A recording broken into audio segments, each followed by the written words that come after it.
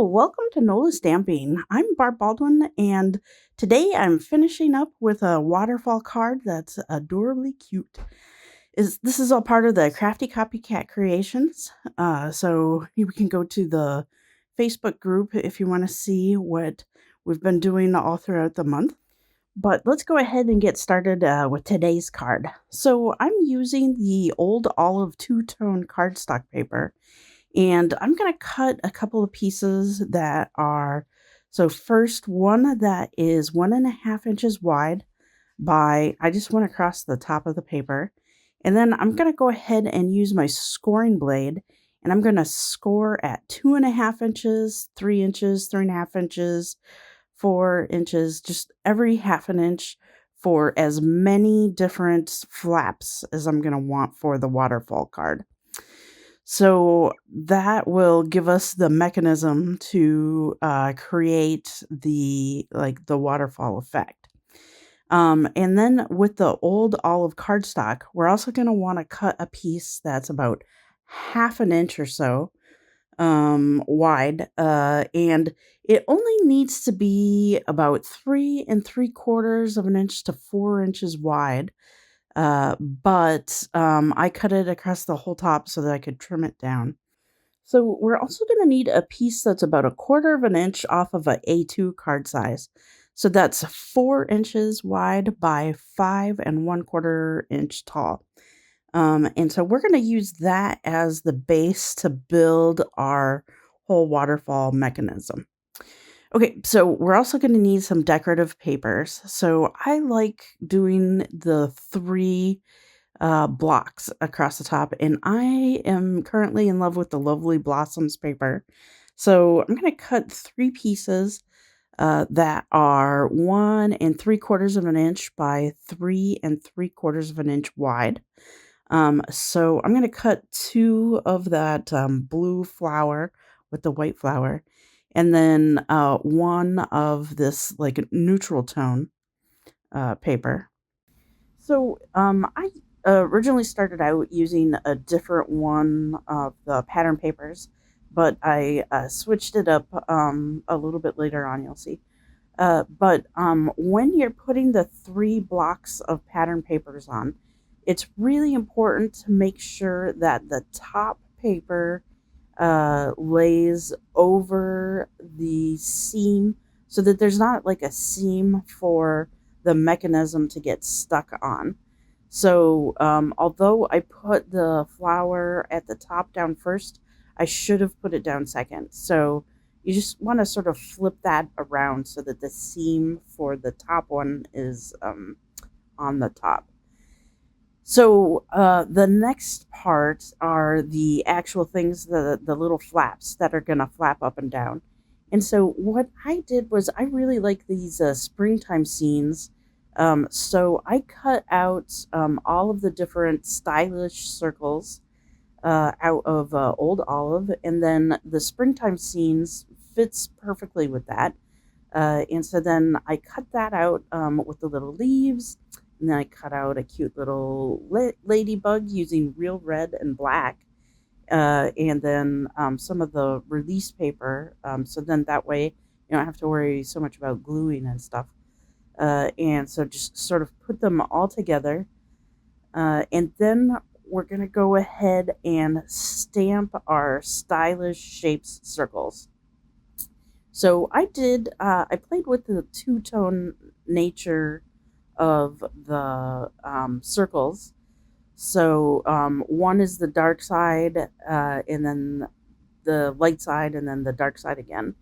So I'm just going to take some of those Springtime Secrets stamps, and I'm going around and I'm going to stamp.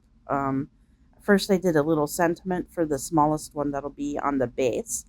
And then like they have like a sweet springtime one, and then a bunch of different leaves and stuff. So I'm going to go ahead and do a couple of different techniques. So I'm rock and rolling the leaves. So that's where you ink up in a lighter color and then just ink the edges up with the darker color. So I'm going to go ahead and get my silicone mat off.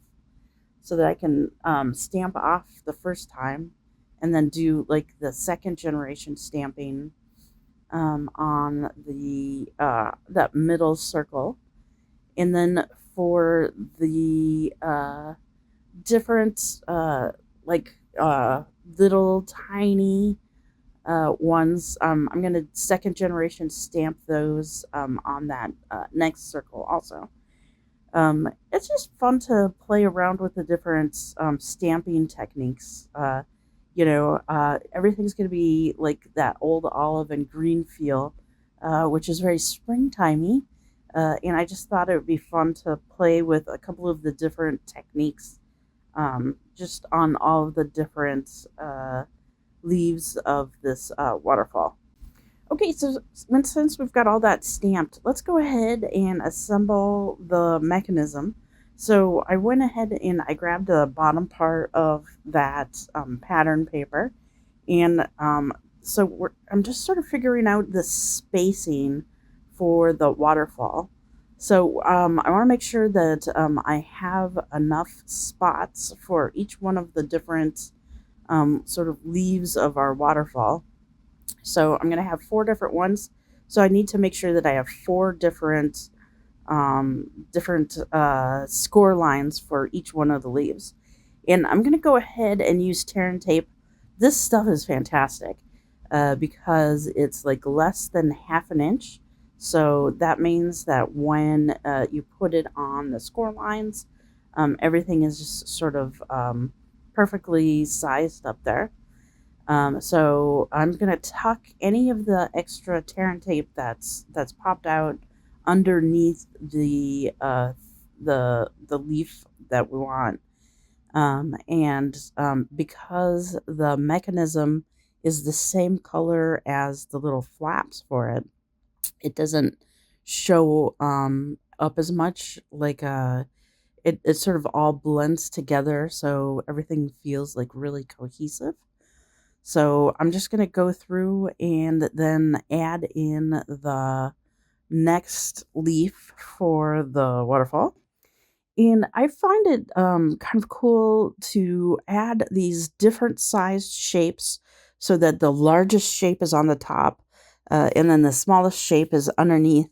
You could do like squares or arches or something, but the circles really work nice, even though you wouldn't expect them to. But it's kind of cool because it hides that bottom message. So it's kind of like a hidden message in a card sort of thing. So I'm going to go ahead and take that top panel that's going to be the top thing in the waterfall. And I'm just going to trim the very, very top of it so that it's just square across. That way there's like, it's not going to get caught on the back of the mechanism.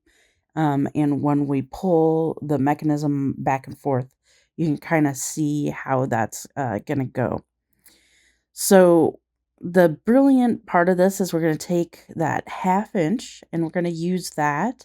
I'm going to put tear and tape all the way across it. And then I'm going to cut it down to like the 4 inches that is across the front of the card. So like about 3 3/4 of an inch to 4 inches. And then you want to make sure to get it like on that top part that's going to be solid. So that top little bit, and put it down on the card where you can sort of position where you want it on the card. So that back sort of little bit that is a different color needs to be able to freely go up and down. And then that front part, we want it sort of glued down. So that's what we did with that 1/2 inch piece. So I went ahead and used some matte dots on the edges just to class it up a little bit. And then let's go ahead and grab our scissors and create a pull tab for it. I kind of created the opposite of a dovetail, where I made sure that the highest point, it was centered, and then the two edges just clipped off with my scissors. And all that's really left is to check the mechanism, make sure it works the way that you think it's going to work. And then we're going to go ahead and put it on the front of a A2 card base. Christina has shown how you can put it on a box or other things.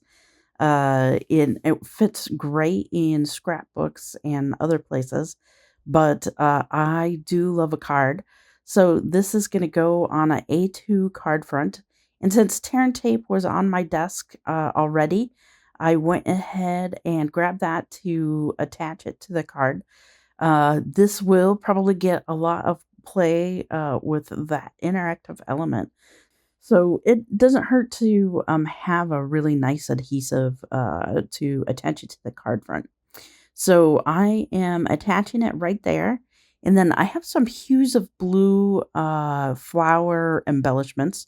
And so I'm using those white ones and just putting it on that top flap. And then I'm going to go ahead and put it on a couple of those flowers on the card front also, just to sort of like tie everything together. And then we've got the two little matte dots, and that is all. Like, uh, I did think that maybe if I had written like pull or something on that little pull tab, that would have been helpful. But I really like how the card came out. Like, it's really elegant and simple, and I think the recipient will love it. Well, don't forget to join us over on the public Facebook group for Crafty Copycat Creations and share any waterfalls you've made this month. I can't wait to see yours. And thanks for making this card along with me. And don't forget to stay crafty.